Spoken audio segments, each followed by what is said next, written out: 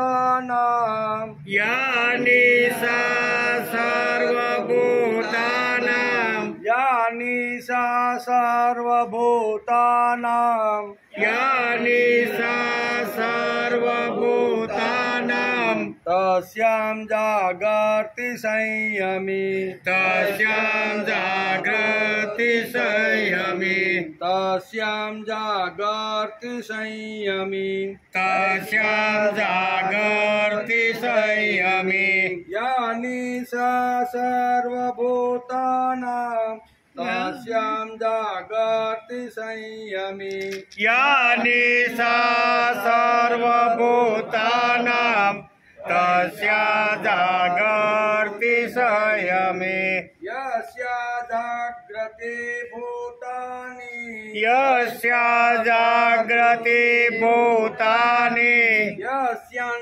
जाग्रते भूतानि यस्यां जागृति भूतानि सा निशा पश्यते मुनो सा निशा पश्यतो मुने सा निशा पश्यते मुने सा निशा पश्यतो मुने यस्या जाग्रते भूतानि सा निशा पश्यतो मुने यस्या जागृति भूतानि सा निशा पश्यतो मुने यस्या जाग्रते भूतानि सा निशा पश्यतो मुने यस्या जागृति भूतानि सा निशा पश्यतो मुने या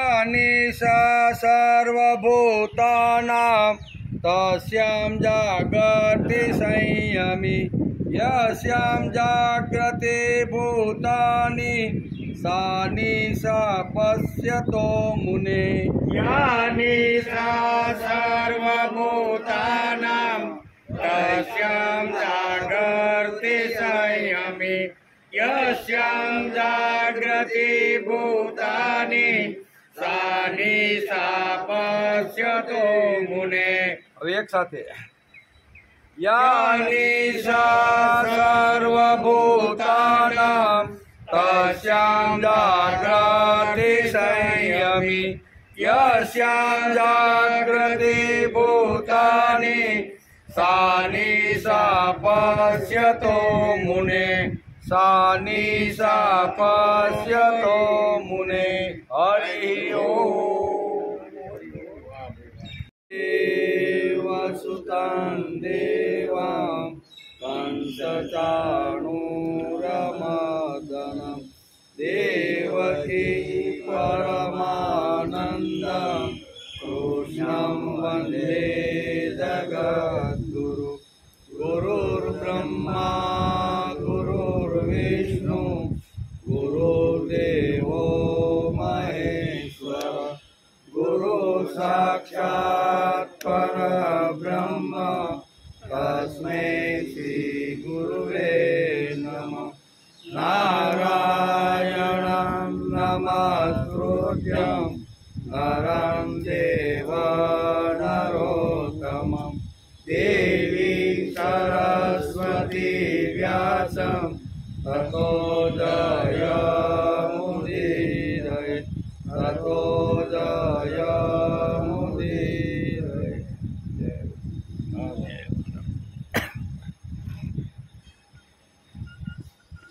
या निशा सर्वभूतानां तस्यां जागर्ति संयमी यस्यां जाग्रति भूतानि सा निशा पश्यतो मुने। આજે શ્રીમદ ભગવદ્ ગીતા ચિંતન શરૂ થયું એનો 137મો દિવસ। ગઈકાલે આપણે બીજા અધ્યાયના 69માં શ્લોકને સમજવાનો પ્રયત્ન કર્યો, અધૂરો રહી ગયો, ટાઈમ થઈ ગયો, એટલે આપણે આજે થોડીક 69માં શ્લોકમાં ભગવાને અર્જુનને બે વાતો સમજાવી છે। એક તો રાત્રિ અને દિવસ। રાત્રિ હોય ત્યારે આવી રીતના જાગતા હોય છે અમુક જે ભોગી લોકો એમ કે, તો એનું વર્ણન ભગવાને બહુ સરસ મજાનું સમજાવવાનો પ્રયત્ન કર્યો, એનો વિચાર કરતા હતા। સમસ્ત પ્રાણીઓ માટે જે રાત્રિ પરમાત્માથી વિમુક્તા છે તેમાં સંયમી મનુષ્ય જાગે છે, અને જેમાં સઘળા પ્રાણીઓ જાગે છે ભોગ અને સંગ્રહમાં લાગેલા છે તે તત્વને જાણનાર મુનિની દ્રષ્ટિએ રાત્રિ છે। એટલે અહીંયા ભગવાને બે વાતનો ઉલ્લેખ કર્યો છે, એ આપણે ગઈકાલે સમજતા હતા। જેમની ઇન્દ્રિયો અને મન વશમાં નથી, જેઓ ભોગમાં આસક્ત છે તેઓ બધા પરમાત્માની દ્રષ્ટિએ સૂતેલા છે। એમ ફક્ત ભોગ, ખાઓ પીઓ અને મજા કરો, હું મારી પત્ની, બૈરા, છોકરા, ધંધો, નોકરી, આનાથી આગળ જેની દ્રષ્ટિ જાતી નથી ને એને ગીતાકાર કે એ બધા કેવા છે? સૂતેલા। એમ એ સૂતેલા છે, એ બધા સૂતેલા છે। પરમાત્મા શું છે? તત્વજ્ઞાન શું છે? અમે દુઃખી શા માટે થઈ રહ્યા છીએ? સંતાપ, બળતરા કેમ થઈ રહી છે? અમે જે કરી રહ્યા છે તેનું પરિણામ શું આવશે? આ તરફ બિલકુલ ન જોવું એ જ ભોગીની રાત્રિ છે, તેમના માટે બિલકુલ અંધારું છે। આનો કોઈ પ્રકારનો જે વિચાર કરતો નથી એના માટે આ રાત્રિ છે, બરાબર ને? હું કોણ છું? ક્યાંથી આવ્યો? શું કરવાનું છે? આવ્યા પછી અમે શું કરી રહ્યા છીએ? મને દુઃખ શા માટે છે? સંતાપ શા માટે હેરાન કરે છે? આ વાતનો કોઈ પણ પ્રકારે જે વિચાર જ કરતા નથી। જેમ પશુને ઘાસ નીરવામાં આવે અને પશુ ખાઈ લે છે, એવી રીતનું જેનું જીવન છે ને એને અહીંયા અંધારું અને રાત્રિનું ઉપમા ભગવાને અહીંયા આપી છે કે રાત્રિ એટલે શું? તો કે અંધારું। શેના બાબતમાં? તો કે અધ્યાત્મના બારામાં જે અંધારું છે એની વાત અહીં ભગવાન અત્યારે કરે છે કે અધ્યાત્મના બારામાં બિલકુલ અંધારું। આટલું સુંદર શરીર મળ્યું, આટલો માનવ દેહ મળ્યો, સુંદર મજાની બધી વાણી છે, પગ છે, હાથ છે, ઇન્દ્રિયો બધું આપ્યું છે, પણ હવે આના પછી મારું શું એનો જે વિચાર કરતો નથી એના જીવનમાં અંધકાર અને રાત્રિ। આ નિશાની વાત કરી। આ નિશા સર્વભૂતાના એટલે ભૂત માત્ર, પાણી માત્રની રાત્રિ કઈ છે? તો કે જે અધ્યાત્મના ભક્તિના બારામાં જે સૂતેલો છે તે એ નિશા એના બારામાં છે। આ શ્લોકમાં ભગવાન કહેવા માગે છે કે પશુ પક્ષી આખો દિવસ ખાવા પીવામાં જ લાગેલા રહે છે, એવી જ રીતે મનુષ્યો રાત દિવસમાં ખાવા પીવામાં, સુખ આરામમાં, ભોગો અને ધન કમાવા પાછળ મંડ્યા રહે છે. તે માટે અહીંયા રાત અને અંધકાર શબ્દ વાપર્યો છે કે આવા લોકો ફક્ત ભોગનો જ વિચાર કરે છે. ખાવું પીવું, જેમ પક્ષીઓ છે એને સવારમાં ચણ કે દાણા મળી જાય અને પછી આખો દિવસ આરામ, પાછા રોંઢે વળે 4-5 વાગે આવે અને પાછા ચણી જાય, એને બીજો કોઈ વિચાર આવતો નથી. એવી રીતે મનુષ્ય યોનિ મળ્યા પછી ફક્ત પશુ પક્ષી જેવી રીતના જીવન જીવે છે એવી જ રીતનો જો એ જીવન જીવતો હોય તે માણસ હોવા છતાંય એના જીવનમાં અંધારું છે. એમ ભગવાન યા નિશા સર્વભૂતાનામ કહી અને અર્જુનને આ વાત સમજાવે છે. આવા લોકોની ગણતરી પણ પશુ પક્ષી વગેરેમાં થાય છે. જે ખાવો પીવો અને મજા કરો, આના સિવાય જગતમાં બીજું કાંઈ નથી. એમ ધંધો કરો, નોકરી કરો, બધું કરો, પણ આના સિવાય જગતમાં કાંઈ નહીં. આવો ફક્ત જે વિચાર કરે છે એ પશુ યોનિમાં જ આવે છે, કારણ કે પશુ યોનિ આવો કોઈ વિચાર કરતો નથી. એને ભૂખ લાગેલી છે, તમે નીરો તો ખાય, ન નીરો તો શાંતિથી ઊભો રહે. અથવા સ્વતંત્ર પક્ષીઓ છે એ બધા ઉડી અને ગમે ત્યાંથી, અને પક્ષીની અંદર જે ગુણો છે ને એ જ ગુણો ભોગીની અંદર છે. ફક્ત ખાવો પીવો અને મજા કરો, આનાથી આગળ સૃષ્ટિમાં કાંઈ નથી.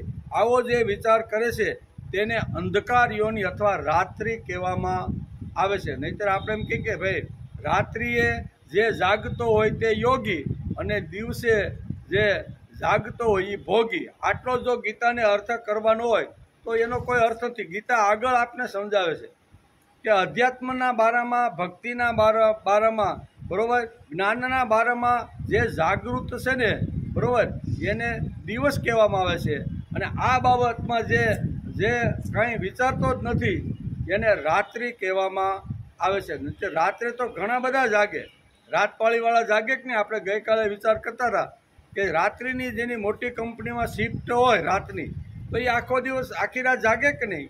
પછી આપણી સોસાયટીની અંદર જે શું કહેવાય રાતપાળીમાં દંડા લઈને ઊભા હોય સોસાયટીની અંદર, બરાબર ને, ગુરખા લોકો આપણી ભાષામાં કહીએ, તો એ જાગે કે નહીં? એ પણ 12 કલાક જાગે છે. તો અહીં આટલું જો આ શ્લોકની અંદર ભગવાનને જો કહેવાનું હોય તો ભગવાન કે આ તો વસ્તુ છે જ, પણ એના કરતાં અંધારું અને અજવાળું, દિવસ અને રાત્રિ, એ બેમાં કેટલો ફરક છે ને એ ભગવાન અહીં સમજાવવાનો પ્રયત્ન કરે છે. આવા લોકોની ગણતરી પશુ પક્ષી વગેરેમાં થાય છે. આમ ગીતાકાર ભગવાનનું આ શ્લોકની અંદર કહેવાનું છે. આ શ્લોકમાં ભગવાન કહે છે યા નિશા સર્વભૂતાનામ યસ્યામ જાગ્રતિ સંયમી, યસ્યામ જાગ્રતિ ભૂતાની સા નિશા પશ્યતો મુનિ. મુનિ લોકો છે, સ્થિત પ્રજ્ઞ લોકો છે, એ પોતાના જીવનના બારામાં જાગૃત હોય છે. હું શા માટે આવ્યો એ બાબતમાં જાગૃત, મને ભગવાને માણસનું શરીર શા માટે આપ્યું એમાં પણ જાગૃત, અને માનવ જીવન મળ્યા પછી હવે મારે શું કરવાનું છે ને એની અંદર જે જાગૃત હોય છે ને એની વાત ભગવાન અહીંયા સમજાવે છે. તેથી ખાવા પીવાવાળા લોકો પરમાત્માની દ્રષ્ટિએ તો સૂતેલા છે. ખાવા પીવા, સવારે ઉઠ્યા એટલે આજ કયા ફાર્મમાં જવાનું છે, બરાબર. નિવૃત્ત માણસ હોય ને, ખિસ્સું ભર્યું હોય, અઢળક સંપત્તિ જેની પાસે હોય ને, આવા લોકો સવારમાં ઉઠીને વિચાર પહેલો કરે કે આજે કયા ફાર્મ હાઉસમાં જવાનું છે. મારા 5 મિત્રો છે ને એને ગાડીઓમાં લઈને મારા ખર્ચે અહીંયા ખવડાવ્યું, કારણ કે સંપત્તિ ગમે તેટલી વાપરે તો ખૂટે નહીં એટલી બધી સંપત્તિ અમુક લોકો પાસે હોય. તો આવા લોકો જે ખાવા પીવાનો જે ફક્ત વિચાર કરે છે એના જીવનમાં અંધારું છે. અને ખાવા પીવા સિવાય પણ બીજું કાંઈક આ સૃષ્ટિમાં જગતની અંદર માણવા જેવું છે એનો જે વિચાર કરે છે એને યોગી કહે છે. એટલે યોગી અને ભોગી એ બેનો તફાવત આ 69ના શ્લોકની અંદર ભગવાને સમજાવવાનો પ્રયત્ન કર્યો છે. એમ કે ખાવા પીવાવાળા લોકો પરમાત્માની દ્રષ્ટિએ તો સૂતેલા છે. હા, જો કોઈ અંતર હોય તો તે એટલું જ અંતર છે કે પશુ પક્ષીમાં એટલી વિવેક શક્તિ જાગૃત નથી. તેથી તેઓ ખાવા પીવા સિવાય એને બીજો કાંઈ વિચાર આવતો, એને કાંઈ વિચાર આવે? કબૂતર છે, ચકલી છે, હોલા હોલી જે કાંઈ છે એને પોતાને ખાવાનું ક્યાંથી મળે એ જોવાનું છે. અને રાત્રે મને કોઈ જગ્યાએ રહેવાનું મળે એ જોવાનું, એને બીજું કાંઈ જોતું નથી. સવારે ઉઠ્યા શું કહે પાંખો ફફડાવી અને ઉઠી અને એને નાવા ધોવાની કે કપડાં બદલાવાની કે ગઈકાલે પરસેવાળા કપડાં હતા હાલો આજે એ કાંઈ ચિંતા ખરી? કોઈ પ્રકારની એને ચિંતા નથી. એટલે અહીં પાંડુરંગ શાસ્ત્રી પૂજ્ય દાદા કહેશે કે પશુની અંદર અને યોગીની અંદર, મુનિની અંદર આટલો જ ફરક છે કે પશુઓ ફક્ત ખાવા પીવાનો જ વિચાર કરે છે અને યોગી તો મને માનવ જીવન મળ્યું છે, આના કરતાં હવે પછીનું જીવન જે મળે એ આના કરતાં પણ શ્રેષ્ઠ જીવન મને મળે એના માટે યોગીઓ વિચાર કરતા હોય છે. યોગી અને ભોગી આ બે વાત આ શ્લોકની અંદર શાસ્ત્રકારો આપણે સમજાવે છે. તેથી ભગવાનની કૃપાથી મનુષ્યમાં વિવેક શક્તિ જાગૃત છે. જેવી રીતે પોતાનું કલ્યાણ કરી શકે છે, પ્રાણી માત્રની સેવા કરી શકે છે અને પ્રભુ પ્રાપ્તિ પણ કરી શકે. જાગૃત જે વ્યક્તિ છે ને એ શું કરી શકે તો કે બધું જ. કારણ કે શા માટે તો કે ભગવાને મન બુદ્ધિ એને આપી દીધા, આપ્યા છે. અને કેવા પાછા સ્વતંત્ર એમ બરાબર. એને જ્યાં મનને લઈ જવું હોય, બુદ્ધિ જ્યાં વાપરવી હોય ને, ભગવાન કે મેં તને આ બુદ્ધિ અને મન છે ને સ્વતંત્ર આપ્યા, અરે જેવી રીતનો ઉપયોગ કરવો એવો રીતે કરી શકે છે. એટલે ભગવાનની કૃપાથી મનુષ્યમાં વિવેક શક્તિ જાગૃત થાય છે. કેવી વિવેક શક્તિ જાગૃત થાય છે? જેવી રીતે પોતાનું કલ્યાણ કરી શકે. વિવેક શક્તિથી મારું કલ્યાણ કરવાનું છે. નહીતર શક્તિ તો બધાને જ મળે છે, પણ શક્તિ ક્યાં વાપરવી, કેવી રીતની વાપરવી, યોગ્ય જગ્યાએ ન વાપરવી તો એનું પરિણામ કેવી રીતનું આવે એ ફક્ત મનુષ્ય જ વિચારી શકે છે. પણ આ બારામાં એ હાવ અંધારું જ છે. એમાં શાસ્ત્રકારનું અંધારું એટલે રાત્રિ એમ.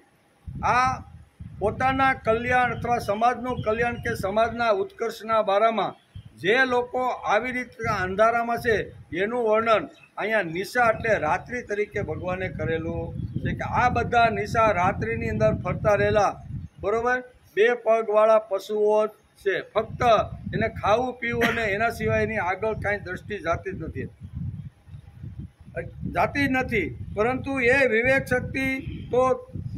વિવેક શક્તિનો દુરુપયોગ કરીને મનુષ્યો પદાર્થોનો સંગ્રહ કરવામાં અને એમનો ભોગવવામાં જ લાગ્યા રહે છે. શું છે?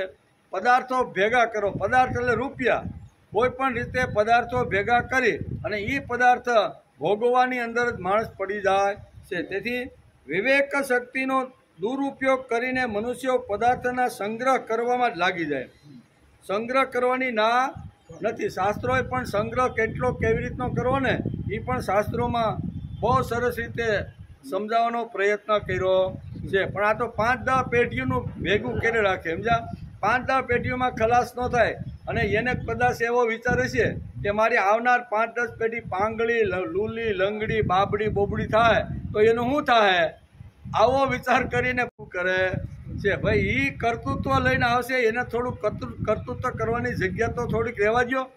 બાપ જ જો દીકરા માટે બધું જો તૈયાર કરીને જાય તો છોકરાને પોતાનું કર્તૃત્વ ક્યાં વાપરવાનું?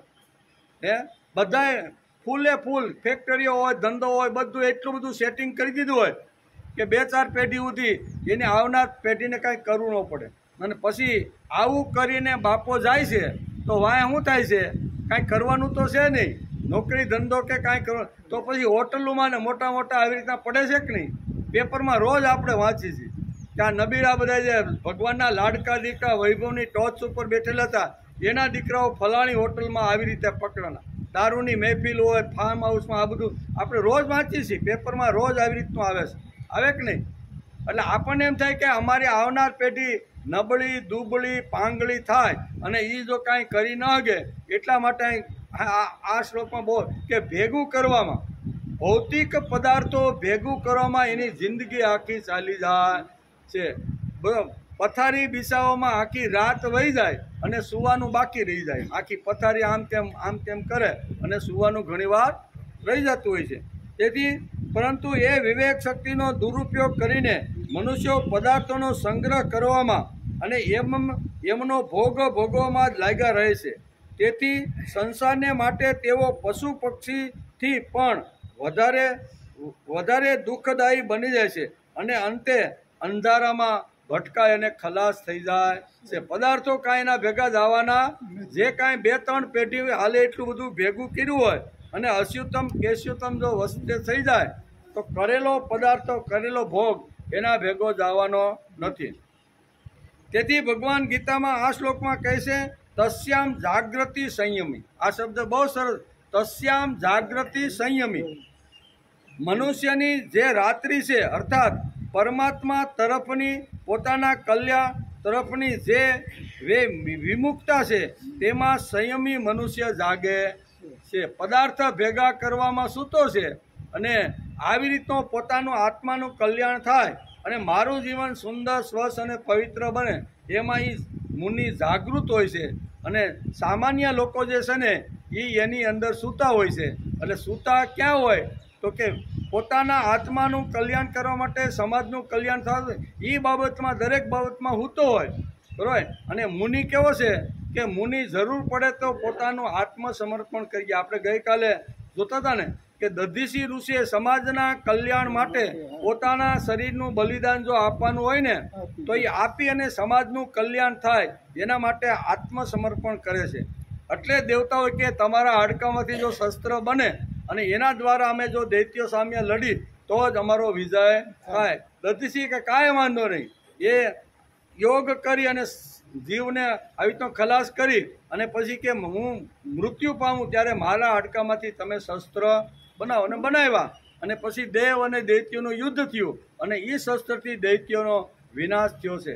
જરૂર પડે તો મારા શરીરને પણ આત્મસમર્પણ કરીને હું સમાજનું કલ્યાણ કરીશ. એ અહીંયા યોગીની સ્થિતિ છે, એ મુનિની સ્થિતિ છે. અને મુનિ હંમેશા આવા કાર્યમાં જાગૃત જ હોય છે. જ્યારે ભોગી કેવા તો આપણે ગઈકાલે પણ જોતા હતા, મારે બીજાને મારી પછાડીને ભોગ મને મળવા, બીજાનો પ્રાણ લેવાની જરૂર પડે ને તો એ પ્રાણ લઈને પણ મને એની પાસેથી ભોગ મળવો જોઈએ. એટલે ઘણીવાર વચ્ચે વચ્ચે ખબર ન પડે એમ ખૂને કરાવી નાખી કે આ વસ્તુ મને મારા ભોગની આડી આ વસ્તુ વ્યક્તિ કોઈ પણ આવે છે તો એ કેમ ખલાસ થાય એનો જ ભોગી માણસ વિચાર કરતો હોય છે. એટલે બે ચરિત્ર આ શ્લોકની અંદર ભગવાન યા નિશા સર્વભૂતેષુ કહીને એક સામાન્ય માણસની સ્થિતિ કેવી છે અને એક યોગી એટલે અહીંયા મુનિની સ્થિતિ કેવી છે. પ્રશ્ન અર્જુનનો એ હતો કે સામાન્ય માણસ અને મુનિના જીવવામાં ફરક શું છે. એનું ખાવું પીવું બોલવું ચાલવું વ્યવહાર આ બંને જગતમાં ફરે છે. એક ભોગી છે અને એક યોગી છે. દેખાવામાં બે સરખા છે પણ આ ઓળખાતા નથી. તો ઓળખાય કેવી રીતે? એ કેવી રીતે ખાય, કેવી રીતે પીવે, કેવી રીતે બોલે, કેવી રીતે ચાલે અને કેવી રીતનો વ્યવહાર છે. આ જે અર્જુનનો પ્રશ્ન હતો ને એ પ્રશ્નનો જવાબ ભગવાન અત્યારે અહીંયા કે યોગી અને ભોગી બે શબ્દ છે. યોગી અને ભોગીનો કેટલો તફાવત છે ને એ તફાવત આ શ્લોકની અંદર ભગવાન બતાવે છે. તેથી અહીં કહે છે કે તસ્ય જાગૃતિ સંયમી. મનુષ્યની જે રાત્રિ અર્થાત પરમાત્મા તરફની પોતાના કલ્યાણ તરફની જે વિમુક્તા છે તેમાં સંયમી મનુષ્ય જાગે છે. જેણે ઇન્દ્રિયો અને મનને વશ કર્યા છે, જે ભોગ અને સંગ્રહમાં આસક્ત નથી, જેનું ધ્યેય કેવળ પરમાત્મા પ્રાપ્તિનું છે, તે જ સંશય મનુષ્ય જાગે છે એમ આ શ્લોકની અંદર કીધું છે. જાગૃત કેમાં કે કલ્યાણના માર્ગની અંદર જે વ્યક્તિ જાગૃત છે એના માટે દિવસ છે અને આ બાબતમાં જે શું કહેવાય ઊંઘેલો છે એ અંધારાની રાત્રિ છે. એટલે કે પરમાત્મા તત્વને જાણવું એ જ એમનું રાત્રિમાં જાગવું કહેવાય છે. ભોગોમાં સાવધાન અને ભક્તિમાં જાગૃત. કેવું બહુ સરસ રીતે સમજાવે કે ભાઈ યોગી અને ભોગી આ બેમાં શું તફાવત છે તો એનો તફાવત અહીં બતાવે છે. ભોગોમાં સાવધાન રહે. કેવા યોગી માણસ હોય ને આમે ભોગ આવતા હોય પણ એની અંદર સાવધાન રહેશે. જેમ લક્ષ્મણ સાવધાન રહ્યો, ભગવાને એની કસોટી કરી પણ લક્ષ્મણ સાવધાન હતો કે ગમે તેવા ભોગ, ગમે તેવું એકલવાયું, ગમે તેવું સુંદર વાતાવરણ હોય પણ મારા જીવનની અંદર હું કોનો પુત્ર છું, બરોબર, કોને મને જન્મ આપ્યો, આ બધો એને વિચાર આવે છે. એટલે ભોગી માણસ હંમેશા અહીંયા ફળની અંદર જાગૃત હોય છે અને યોગી હોય છે ને એ કર્મની અંદર જાગૃત હોય છે. આટલો ફરક. યોગી સતત કર્મ હોય ને ફળ આવવાનું હોય ને ત્યારે અહીંયા યોગી હોઈ જાય. એટલે અત્યારે ચાતુર્માસ હાલે ને એ ચાતુર્માસનો આટલું મોટું કામ કરીને 4 મહિના સુધી જે આખી દુનિયાને અન્ન પાણી અને વસ્ત્ર કે જે કાંઈ જરૂર છે ને એ ભગવાનના 4 મહિનામાં પૂરું પાડે છે. એને ચાતુર્માસ કહેવામાં આવે છે. ચાતુર્માસની અંદર એટલો બધો વરસાદ પડે છે કે આખા વર્ષનું માણસને પીવાનું બધું જે કાંઈ અન્નના ભંડાર અથવા પાણીના જે ભંડાર છે ને એ ભગવાન 4 મહિના સુધી વરસાવી અને ભરી જશે. અને પછી કારતક મહિનાની અંદર માણસ ખળાની અંદર જ્યારે અનાજ આવે અને એ લોથો લઈ અને ભગવાનના મંદિરમાં જાય ડુંડું બાજરાનું કે ભગવાન તારી કૃપાથી અમારા ખેતરમાં ધન ધાન્ય પુષ્કળ પાક્યું છે, તારી કૃપા વગર આ શક્ય નથી. ત્યારે અંદરથી ભગવાન અવાજ આપે કે ભાઈ આ મારું મેં કાંઈ કર્યું નથી, હું તો 4 મહિના શાંતિથી સૂતો હતો, આ તારા કર્મનું ફળ છે, તારા કર્મનું આ પરિણામ છે. એમ અંદરથી ભગવાન આવી રીતનો જવાબ આપે છે. એટલે કર્મની અંદર જાગૃત અને ફળ મળે ત્યારે ઊંઘી જવાનું, આને કહેવાય ભગવાન, આને કહેવાય ચાતુર્માસની અંદર ભગવાન સૂઈ ગયા છે. એનો અર્થ શું છે? એટલે આટલી મોટી સૃષ્ટિની અંદર આ મોટી પાણીની અને અન્નની વ્યવસ્થા કરવી એ કાંઈ સામાન્ય વસ્તુ નથી. 1-2 દુષ્કાળ પડે ને તો હાહાકાર મચી જાય, આપને ખબર છે. ઘણીવાર આવું આપણે ભોગ્યું અને જોયું પણ છે. તો આટલી સુંદર જેણે વ્યવસ્થાઓ જે કરી છે અને છતાંય મારા જેવો ડુંડું લઈને જાય કે ભગવાન તમારી કૃપાથી, ત્યારે હું એ કે ભાઈ આ તારો પુરુષાર્થ છે, તારી મહેનત છે, તે ખૂબ આવી રીતનું 4 મહિના સુધી જબરજસ્ત પરસેવો પાડ્યો ને ભાઈ, તેથી તને આ ફળ મળેલું છે. ફળ મળવાનું આવે ત્યારે સૂઈ જાય અને કામ કરવાનું આવે ત્યારે આગળ ઊભો રહે ને એને યોગી કહેવામાં. યોગી એટલે સીધી સાદી વાત અહીં ભગવાને બહુ સરસ સમજાવવાનો પ્રયત્ન કર્યો છે. કામ કરવામાં આગળ અને પછી ફળ મળવાનું હોય ને એટલે પાછળ ઉયો જાય, આને કહેવાય યોગી. આપણે બધા કેવા, આપણે કામ કરવામાં પાછળ વાંય હાથ રાખીને, લગ્ન પ્રસંગ હોય ને ત્યાં આપણે વાંય હાથ રાખીને આમ આટા ફેરા મારતા હોય એમ. એટલે કામ કરવામાં પાછળ અને બધા વાહવાન ભાઈ બહુ પ્રસંગ બીજે દિવસે બધા વખાણ કરતા હોય કે પ્રસંગ બહુ આવો ભાઈ હું હતો એમ ગાયકવાડી ખાંબાને જઈને ઊભો રહી જાય. ફળ મળવાનું હોય અહીંયા આગળ આપણે વયા જઈએ અને જ્યારે કામ કરવાનું હોય ત્યારે બધાની આ આપણું છે. આ શ્લોકમાં ભગવાન આ વાત આપને સમજાવે છે કે આ શ્લોક આપને એ કહેવા માગે છે કે કર્મ કરી અને સૂઈ જવાનું, ફળ આવે ત્યારે યશ બીજાને આપવાનું. કે ભાઈ તમે બધા મારી જોડે હતા એટલે આ કામ થયું, નકર એકલા હાથે કોઈ દી થાય.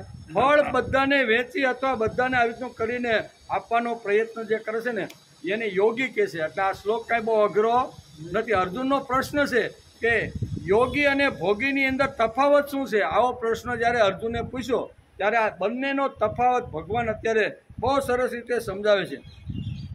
પરમાત્મા તત્વને જાણવું એ જ એમની રાત્રિમાં જાગવું કહેવાય. ભોગોમાં સાવધાન અને ભક્તિમાં જાગૃત. ભોગોમાં સાવધાન, બરોબર, સાવધાન થઈ જવાનું અને ભક્તિમાં માણસે જાગૃત રહેવાનું. સા નિશા પશ્યતો મુને, સાંસારિક પદાર્થોનો ભોગ અને સંગ્રહ કરવામાં મનુષ્યો પોતાને ભારે બુદ્ધિમાન અને ચતુર માને છે, તેમાં તે રાજી રહે છે. બીજાની સંપત્તિ મારી પાસે કેમ આવે, બરોબર, અને એ સંપત્તિ આવ્યા પછી હું કેમ મોટો સંગ્રહ કરું, આ જ ભોગીના મનની અંદર આ જ વિચાર સતત ઘૂમતો હોય છે. ને યોગીની અંદર કે મને મળેલી બુદ્ધિ, મને મળેલું વિદ્ય, મને મળેલી ઇન્દ્રિયો એ વધારામાં વધારે સમાજ અને વ્યક્તિના કલ્યાણ માટે કેમ વપરાય, મારો ઉપયોગ સમાજ ઉદ્ધારક અથવા સમાજના કલ્યાણ માટે મારા શરીરની જો જરૂર પડે તો એનો ઉપયોગ વધારેમાં વધારે હું કેમ કરી શકું, એ વિચાર યોગીનો છે. અને ભોગીનો વિચાર મારી તોડીને ગમે ત્યાંથી મને પદાર્થો, મને સંપત્તિ મળવી, આ બંનેનો તફાવત છે. અને આ જે તફાવત છે એ આકાશ અને પાતાળ જેટલો છે કે નહીં, અંધકાર અને શું કહેવાય પ્રકાશ જેટલો છે કે નહીં, દિવસ અને રાત્રિ જેટલો તફાવત, આ બધો તફાવત છે. આ 2 પ્રકારના તફાવત શું છે એ અર્જુને પ્રશ્ન પૂછ્યો ત્યારે ભગવાન કહે આ બેયનો તફાવત છે. અંધકાર અને પ્રકાશમાં જેટલો તફાવત છે, દિવસ અને રાત્રિમાં જેટલો તફાવત છે ને, એમાં યોગી અને ભોગીનો આટલો તફાવત. દેખાવમાં બે સરખા જ લાગે, કારણ કે વિચિત્ર વેશ પહેરી અને યોગી કોઈને છેતરવાનો પ્રયત્ન કરતો નકર વિચિત્ર વેશ જો પહેરે ને માણસ તો 100% ગમે તેને છેતરી શકે. અંદર હું હાલતો હોય, ઘૂઘરાટી હાલતી હોય એ આપને ખબર, પણ બહારનો પોશાક, બહારનો વેશ જોઈ અને ઘણીવાર માણસ છેતરાઈ જતો હોય છે. તેથી અર્જુનનો આ પ્રશ્ન છે કે ભગવાન આ બધા જે જગતની અંદર જે ફરે છે ને એ તો બધા સરખા દેખાય છે, તો આમાં યોગી કોણ અને ભોગી કોણ એ તમે મને સમજાવો નહીં. આવો પ્રશ્ન અર્જુન હતો. તો એ બાબતમાં આ શ્લોકની અંદર ભગવાન આ બંનેનો તફાવત કેટલો છે, બંનેની વાણી, વર્તન, વિચાર, રહેવાનું, ખાવાનું, પીવાનું, કમાવાનું જે કાંઈ છે ને એ બધા જ તફાવતો આ શ્લોકની અંદર ભગવાન સમજાવવાનો પ્રયત્ન કરે છે. બીજી વાત છે, તે બધું સંસાર અને પરમાત્માને જાણવાવાળા મનનશીલ સંયમી મનુષ્યની દ્રષ્ટિએ રાત્રિ સમાન છે. કેવા આ ભોગી જે કમાવા માટે રાત દિવસ જે પ્રયત્ન કરે છે એ સંયમી માણસ કે મુનિની માટે એની દ્રષ્ટિએ રાત્રિ સમાન છે. બિલકુલ અંધારા સરખું છે, તે ભોગીની જ રાત્રિ છે. સ્થિત પ્રજ્ઞા એ જીવનની ઊંચાઈ છે. અત્યારે સ્થિત પ્રજ્ઞાના જે લક્ષણો છે, એના ગુણો છે, એનું વર્ણન આ શ્લોકની અંદર ભગવાન અહીંયા યોગીના મારફત દ્વારા, યોગી એટલે પ્રભુ સુધી પહોંચવાનો જે પ્રયત્ન કરે છે તે, અને અથવા પહોંચી ગયેલો છે તે, એ યોગી પુરુષના લક્ષણો કેવા હોય એનું વર્ણન ભગવાન અત્યારે કરે છે. સ્થિત પ્રજ્ઞા એ જીવનની ઊંચાઈ છે, આદર્શ છે, ત્યાં સુધી પહોંચવું છે. તમામ સામાન્ય માણસથી લઈને શિખર સુધી ગયેલા માણસ એનું વર્ણન શ્રીમદ ભગવદ્ ગીતાની અંદર અહીંયા 55 થી 72 શ્લોકની અંદર કરેલું છે. સ્થિત પ્રજ્ઞાના લક્ષણો કેવા હોય એ ભગવાને શ્રીમદ ભગવદ્ ગીતાના બીજા અધ્યાયના 55માં શ્લોકથી શરૂઆત કરી અને 72માં શ્લોક સુધી જે પરમ પદને પામવા સુધીની જે પ્રક્રિયાઓ છે ને એ બધી જ પ્રક્રિયાઓ 55 થી 72 શ્લોક સુધી ભગવાન સમજાવવાના. 69 શ્લોક સુધી સમજ્યા. હજી 3-4 શ્લોક એવા છે કે એની અંદર આ ટોચની સ્થિતિ ભગવાને અર્જુનની સામે મૂકી છે. કેટલાક ગીતાના આદર્શ મહાપુરુષો છે. ગીતા આપણે ખોલીએ ને તો ગીતાની અંદર ઘણા બધા એવા આદર્શ પુરુષો આપણે દેખાય છે. કેવા? તો કે ગીતાનો જ્ઞાની એ આદર્શ પુરુષ છે. કેવો? ગીતાનો જ્ઞાની. આપણે જેને જ્ઞાની સમજીએ છીએ એ નહીં, પણ ગીતાએ જ્ઞાની કોને કીધો છે એ આપણા માટે એક આદર્શ છે. પછી ભગવાનની દ્રષ્ટિએ ભક્ત એ પણ ગીતાનો આદર્શ પુરુષ છે. પછી ગુણાતીત એનું પણ વર્ણન બધું, આ બધું વર્ણન બધું આગળ આવવાનું છે. પણ ગીતાનો આદર્શ પુરુષ કોણ, તો એનું સુંદર મજાનું વર્ણન અહીંયા ગીતાની અંદર કરેલું છે. જ્ઞાની છે તે આદર્શ પુરુષ છે, ભક્ત છે તે પણ આદર્શ પુરુષ છે, ગુણાતીત પુરુષ છે તે પણ આદર્શ છે, અને જે પુરુષમાંથી પુરુષોત્તમ બનવાનો જે સાધના અને ધ્યેય રાખીને બેઠો છે એ બધા જ આદર્શ પુરુષો છે. બરોબર? પછી કર્મયોગી છે, સાધક છે, અલગ અલગ વર્ણન છે.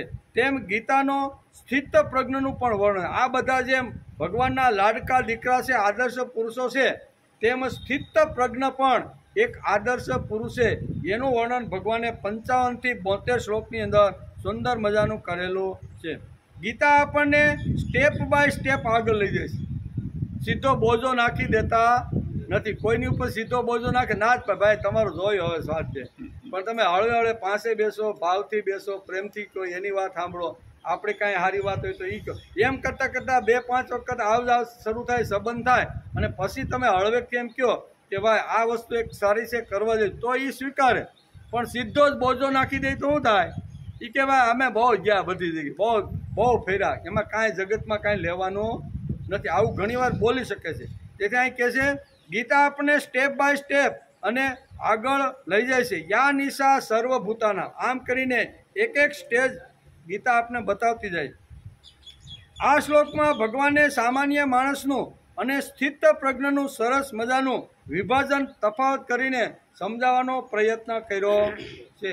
સ્થિત પ્રજ્ઞ કેવો હોય અને સામાન્ય માણસની બુદ્ધિ કેવી રીતે ચાલતી હોય એ બંનેનો તફાવત સમજાવવાનો ભગવાને આ શ્લોકની અંદર વિભાજન કરીને સમજાવવાનો પ્રયત્ન કર્યો છે.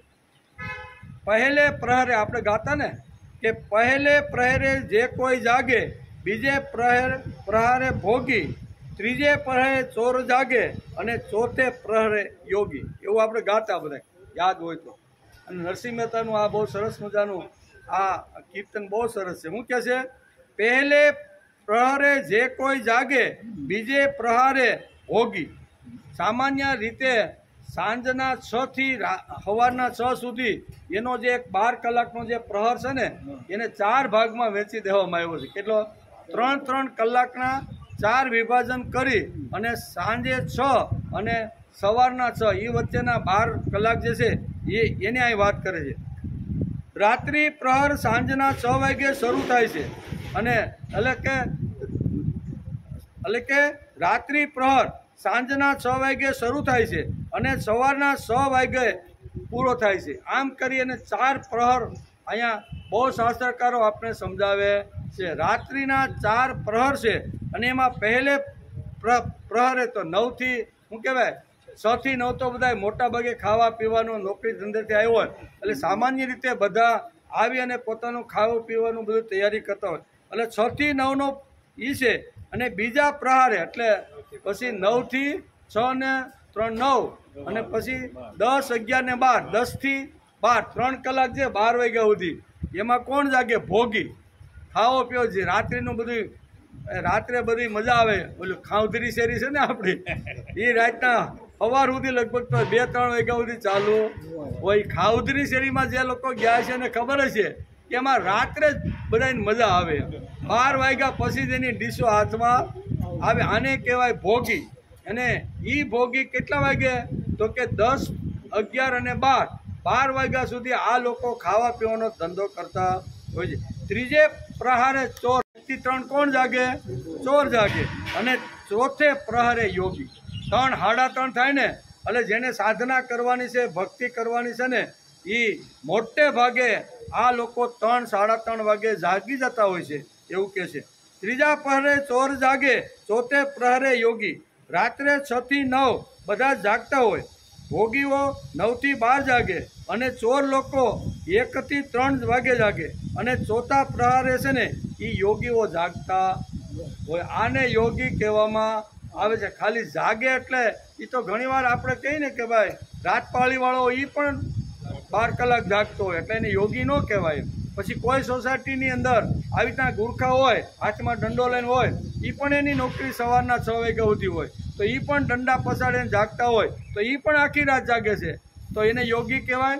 ગીતાકારને આટલો શબ્દ સમજાવો આનો સીધો સારો અર્થ કરી તો આટલો જ થાય. પણ ગીતા આપણે ઊંડામાં લઈએ કે આટલો અર્થ કાંઈ ગીતા જેવો મહાપુરુષ જેને જગતના આખી દુનિયાને જેને તત્વજ્ઞાન આપ્યું કુરુક્ષેત્રના મેદાનમાં ઊભા રહી બરોબર અને એ આવો મહાપુરુષ કાંઈ આટલો હા સીધી સાદી વાત પણ એને કંઈક ઊંડું કહેવાનું છે. જેમ આપણે અણુને ફોડીએ ને એમ આમાંથી શબ્દને ફોડવાનો પ્રયત્ન કરવો. અણુ ફોડી તો એની વિશાળ શક્તિ સમાજમાં બહાર આવે કે નહીં. અને એટલે હિરોશીમા અને નાગાસાકી જેવા મહાન શહેરોને બીજા વિશ્વ યુદ્ધમાં ખતમ કરી નાખ્યાનું કારણ આ અણુબોમ્બ હતો. નાનો એવો અણુબોમ્બ પણ એ અણુબોમ્બ પડે ને ત્યાં ભૂક્કા બોલાવી નાખે એટલે એને ફોડવો પડે. ફોડી તો એની તાકાત એની શક્તિ એનું બળ એની અંદર કેટલું જોશ અને જોમ છે એ ખબર પડે. એમ શ્રીમદ ભગવદ્ ગીતાની અંદર યા નિશા સર્વભૂતાના આ જે શબ્દ મૂક્યા છે એમાં કેટલું બળ છે કેટલી તાકાત છે કેટલું તત્વજ્ઞાન ઠાંસીને ભગવાને ભર્યું છે એને જો આપણે ફોડી અને સમજવાનો જો પ્રયત્ન કરી તો યા નિશા સર્વભૂતાના તસ્યા જાગૃતિ સંયમી યસ્યા જાગૃતિ ભૂતાની સા નિશા પશ્યતો મુને. તો એ આપણને સમજાય. આટલું ખાલી ગુજરાતી કરીને મૂકી દઈ કે ભાઈ રાત્રે જાગે તે યોગી અને દિવસે જે કામ કરે તે ભોગી. આટલું જો કરીને આનો અર્થ આટલો જ થાય. આટલું કરીને જો આપણે બેસી જઈએ તો આપણે એમ થાય કે ભાઈ આ બધા તો રાત્રે જાગવાવાળા તો બધા ચોરને ગણો 2 નંબરના ધંધા કરવાના દારૂની હેરાફેરી કરવી એ બધા શું છે એ તો રાત્રે જ જાગતા હોય ને. તો આ બધાને મુનિ કહેવા જોઈએ યોગી કહેવા જોઈએ કે નહીં. પણ ગીતાને એ માન્ય. ગીતા કાંઈ આટલું શીશું થોડું કે ભાઈ રાતે હેરાફેરી કરતો હોય રાતે જાગતો હોય એ મુનિ અને દિવસે જે કામ કરતો હોય એ ભોગી. તો આટલો અર્થ એનો હોતો નથી. ભગવાન આપણે કંઈક ઊંડી વાત ઊંડા વિચારની અંદર આ તત્વને લઈ જવા માગે છે. તેથી અહીં કહે છે કે યોગીઓ 3 સાડા 3 વાગે જાગે ત્યારે આખી દુનિયા સૂતી હોય. નરસિંહ મહેતા કહે છે આ નરસિંહ મહેતાના શબ્દો છે. કહે છે રાત્રિ જ્યારે પાછલી ખટઘડી સાધુ પુરુષે સૂઈ ના રહેવું નિંદ્રાને પરહરી ભજવા શ્રીહરિ એક તું એમ કરી અને પાછલી જે ખટઘડી એટલે કેટલું તો કે 3-4થી શરૂઆત કરી અને 6 વાગ્યા સુધીનો જે સમય છે ને એને ચોથો પ્રહર કહેવામાં આવે છે. એટલે ચોથા પ્રહરમાં ઉઠવાનું અને કરવાનું શું તો કે શ્રી હરિને ભજવાના. એક તું એમ કહી અને શ્રી હરિને ભજવાનો પ્રયત્ન કરવો. આને કહેવાય પાછલી ખટઘડી. બહુ સરસ મજાની વાતો અહીંયા આ શ્લોકની અંદર સમજાવવાનો પ્રયત્ન કર્યો છે કે રાત્રિમાં જાગે તેને શું કહેવાય અને દિવસે સૂતા હોય, આ બંનેનો અહીંયા ભેદ સમજાવવાનો પ્રયત્ન કર્યો છે. પણ પાણીનો ટાઈમ થઈ ગયો છે. એમાં ભગવદ્ ગીતા અધ્યાય 2 સાંખ્ય યોગ અને શ્લોક નંબર 69 એમાં અર્જુનનો પ્રશ્ન છે કે યોગી અને ભોગીમાં તફાવત શું છે? બેનો તફાવત તો હોય ને, કંઈક દેખાવમાં સરખા હોય, હાલવામાં સરખા હોય, સમાજમાં હરતા ફરતા હોય તો કાંઈ ખબર પડે નહીં. ભગવાન જેમ શું કહેવાય 65 વર્ષ સુધી અર્જુનની જોડે રહ્યા તોય અર્જુન ભગવાનને ઓળખી શક્યો નહીં. શા માટે? તો કે ભગવાને કોઈ વિચિત્ર વેશ ન પહેર્યો એમ.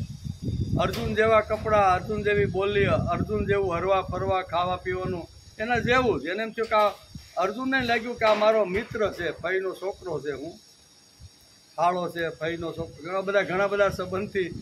પણ પછી એને વિરાટ સ્વરૂપ જ્યારે ભગવાને એને બતાવ્યું ત્યારે એને ખબર પડ્યું કે હું જે શક્તિ સાથે અત્યાર સુધી રહ્યો ને એ તો આખી પૃથ્વીનું સંચાલન, વિશ્વનું સંચાલન કરવાની શક્તિ મારી જોડે રહી છે. જેમ અહીંયા અર્જુનનો પણ પ્રશ્ન છે કે સમાજમાં બંને લોકો ફરે છે, બંને લોકો બોલે છે, બંને લોકો વ્યવહાર કરે છે, પણ એ બેમાં ફેરફાર શું છે, તફાવત શું છે?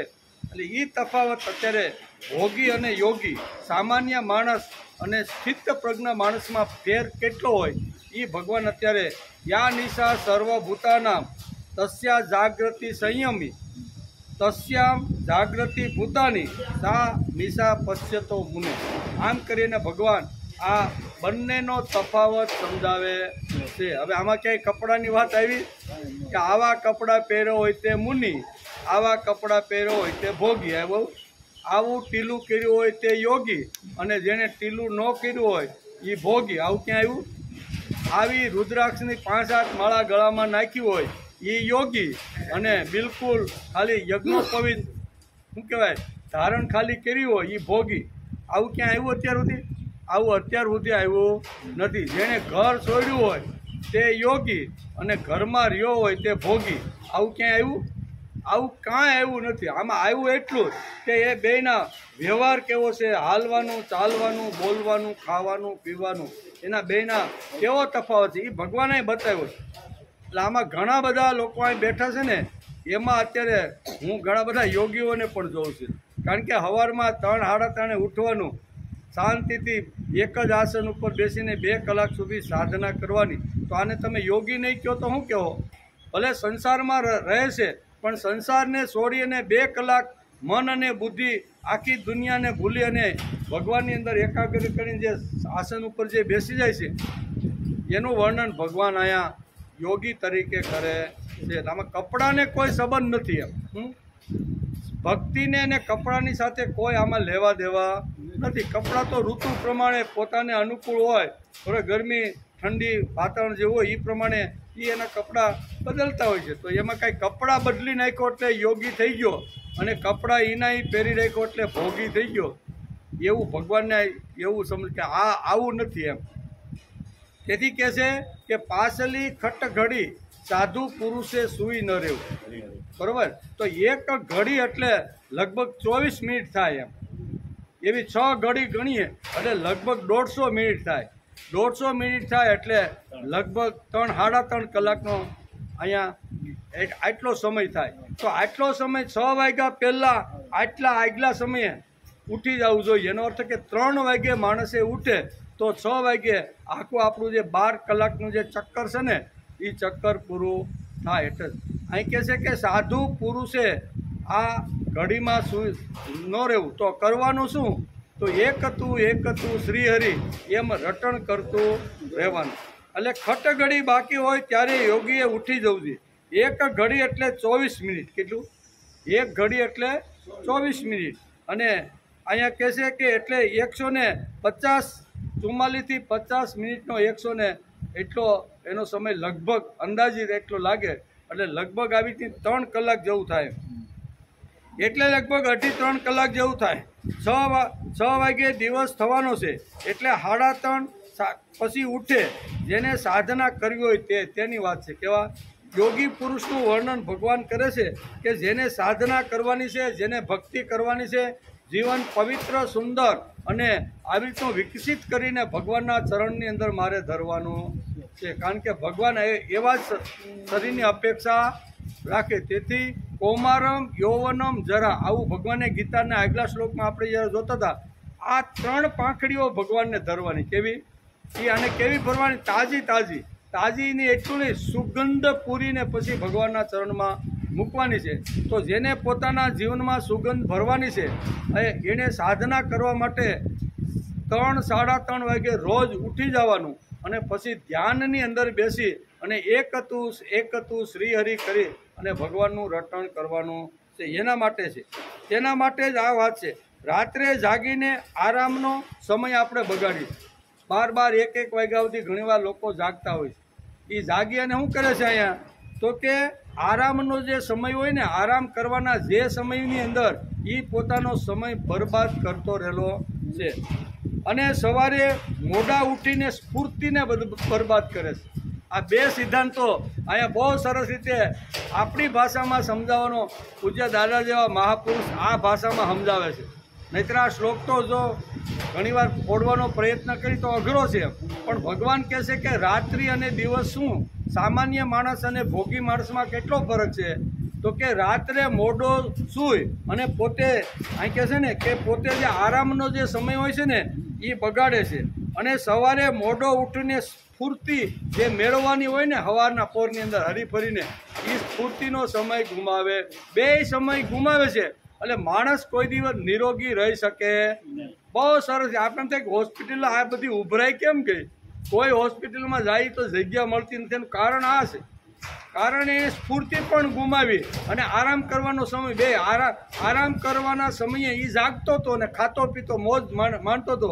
જે સમયે આરામને શરીરની જરૂર હોય એ સમયે માણસ જાગતો હોય એટલે શરીર બગડ. જે વખતે સ્ફૂર્તિ, ઉત્સાહ, ચૈતન્ય હવારમાંથી જે વાતાવરણમાંથી તરંગોમાંથી જે મળવાનો હોય ને વહેલી સવારે, એ સમયે એ સૂતો હોય છે ભાઈ. તો સ્ફૂર્તિ ગુમાવે કે નહીં? સ્ફૂર્તિ પણ ગુમાવે અને રાત્રે મોડો હોય અને આરામ પણ ગુમાવે. આ બંને વસ્તુ જે સમાજની અંદર ગુમાવે છે ને, એને ગમે તેટલી દવા કરો, ગમે તેટલા તમે દવાખાના ફેરવો, આયુર્વેદમાં જાઓ કે મેડિકલમાં જાઓ કે કોઈના અંગૂઠા સીરીને તમે આવી રીતના કરવાનો પ્રયત્ન કરો, પણ શાસ્ત્રકારો કહે છે કે આ 2 વાત માણસના જીવનમાં હોય તો 100% એનું આરોગ્ય સારું રહે છે. સમયસર સૂવાનું એટલે એને આરામ મળી ગયો અને સમયસર ઉઠવાનું એટલે એને સ્ફૂર્તિ આવી ગઈ. અને સ્ફૂર્તિ આવે એટલે આખો દિવસ હસતો રમતો કિલોલ કરતો ફરે. આટલું સરળ ભગવાન અહીંયા આ શ્લોકની અંદર આપણે સમજાવવાનો પ્રયત્ન કરે છે. સાચો આરામ મળતો જ નથી. જે 9-10 વાગે માણસ સૂઈ જાય ને પછી જે આરામ મળે ને એ રાત્રે 1 વાગ્યા સુધી જાગવાને મળતો નથી. સાચો આરામ મળતો નથી અને સાચી સ્ફૂર્તિ મળતી નથી. સવારે જે 5-6 વાગે 4-5 વાગે જે ઉઠીને સ્ફૂર્તિ લેવી જોઈએ એ પણ ગુમાવે છે. એટલે કહે છે કે એ પણ ગુમાવે છે. કેટલા ભયંકર નુકસાનો આપણે અત્યારે સહન કરી રહ્યા. આ કાંઈ કોઈ બહારથી મોકલતું નથી પણ આપણે પોતે જ ઊભું કરી છીએ. પછી કહી કે ભાઈ અમારા ઘરમાંથી કોઈ હાજુ રહેતું. હાજા ક્યાંથી જ રહે? ન કરવાના કામ કરો અને કરવાના કામ જો રહી જતા હોય તો માણસ કોઈ દિવસ સ્ફૂર્તિ એને મળતી નથી. એમ કે એટલે કે સાચો આરામ મળતો નથી અને સાચી સ્ફૂર્તિ મળતી નથી. કેટલા ભયંકર નુકસાનો આપણે આજે સહન કરી રહ્યા છીએ. ગીતા કહે છે, તેથી ગીતાએ કીધું યા નિશા સર્વભૂતાના. ગીતા આપણે આ વાત શું કહેવાય ઠોકી આમ ધાબીને કહે છે કે ભાઈ થોડોક તો વિચાર કરો કે શરીરને સંભાળવાનું છે 100 વર્ષ સુધી જાળવા, તો તમારે કેવી રીતનું હોવાનું, કેવી રીતનું ખાવાનું, કેવી રીતને જાગવાનું, આ બધી જ વાતો આ શ્લોકની અંદર ભગવાને સમજાવવાનો પ્રયત્ન કર્યો છે. ગીતા કહે છે કે યા નિશા સર્વભૂતાના. આ બધા સૂતા હોય ત્યારે સંયમી જાગતો હોય. ગીતાનો સંકેત ધ્યાનમાં ન આવે તો માણસ સુખી થઈ શકે.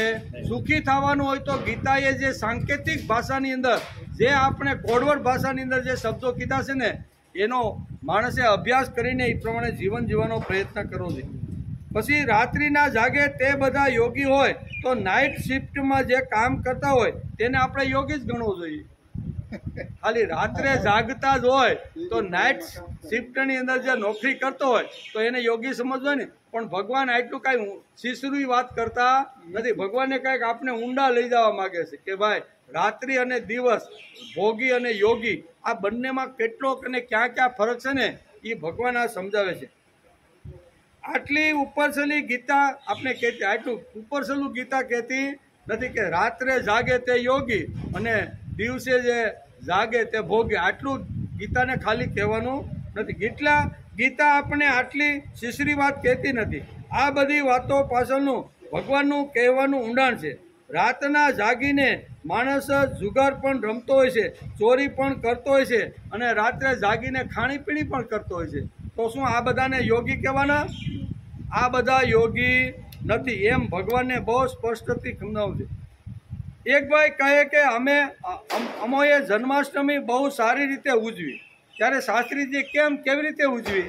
પાંડુરંગ શાસ્ત્રી પાસે જન્માષ્ટમી પછી કોઈ ગયો છે મારા જેવો કે દાદા અમે બહુ સરસ રીતે જન્માષ્ટમી ઉજવી. ત્યારે દાદાએ પૂછ્યું, ભાઈ તમે જન્માષ્ટમી સારી ઉજવી એટલે શું કર્યું? એમ કે કેમ કર્યું? તો કે અમે જુગાર રમતા હતા. કે બધા શું કે જન્માષ્ટમીની રાત્રિ અમે બધા ભેગા થાય અને એક ફાર્મ હાઉસની અંદર અમે બધા જુગાર રમતા હતા.